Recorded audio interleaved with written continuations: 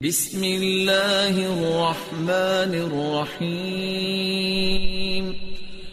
دم کرنے کا طریقہ کیا ہے؟ رسول اللہ صلی اللہ علیہ وسلم نے صحابہ کو حکم دیا، اعرضوا علی رقاکم لا بأس بالرقا ما لم یکن فیہ شرک، اپنے اپنے دم مجھ پہ پیش کرو، وہ دم جس میں شرک نہ ہو وہ دم کرنا جائز ہے۔ اب یہ دم کیا کیسے جائے؟ رسول اللہ صلی اللہ علیہ وسلم جب بیمار ہوئے تو جبریل آ گئے، کہا میں اللہ کی طرف سے آیا ہوں، اشتکیت یا محمد صلی اللہ علیہ وسلم، اے سرتاج رسول آپ بیمار ہیں؟ قال نعم، جی ہاں۔ تو جبریل امین نے کیا کیا؟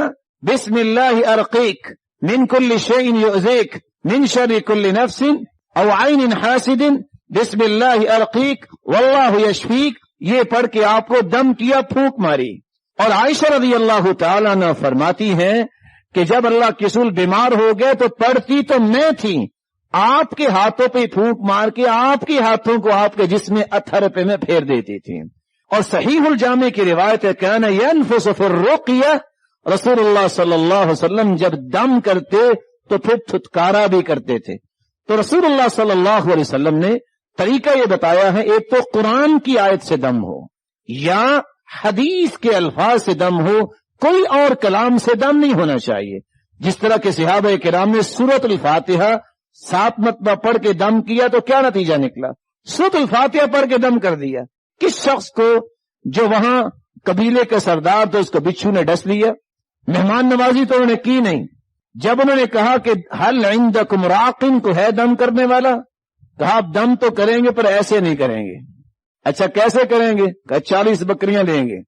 اب بات تو کر لی، دم کیا، وَكَأَنَّمَا نُشِطَ مِنْ عِقَالٍ، دم کیا تو وہ اس طرح درد دور ہوگی جیسے گرا باندھی تھی اور وہ کھل گئی۔ اب سوچ میں پڑ گئے کہ 40 بکریاں تو لے لی ہیں، یہ کیا کریں؟ اب اللہ کے رسول کے پاس گئے، یا رسول اللہ صلی اللہ علیہ وسلم ہم نے یہ کام کیا۔ فرمایا ان احق ما اخذتم علیہ اجرا کتاب اللہ، سب سے زیادہ حق یہ ہے جو تم اللہ کی کتاب سے لیتے ہو۔ اقسموا لی بسہم، سکھایا تو میں نے ہے، میرا بھی حصہ لاؤ۔ رسول اللہ صلی اللہ علیہ وسلم کی صحیح بخاری کی روایت ہے۔ اس کا مطلب یہ ہے کہ دم کیا جا سکتا ہے، اور دم کا طریقہ ہے پھونک مارنا یا تھتکارنا، اور وہ کلام انسان پڑھ کے پھونکے جو اللہ کے رسول نے کہی ہے، یا وہ قرآن کی آیت ہے۔ اور ابن القیم فرمایا کرتے تھے قرآن ویسے ہی شفا ہے، انسان کی روحانی مرضوں کی بھی شفا ہے اور جسمانی مرضوں کی بھی شفا ہے۔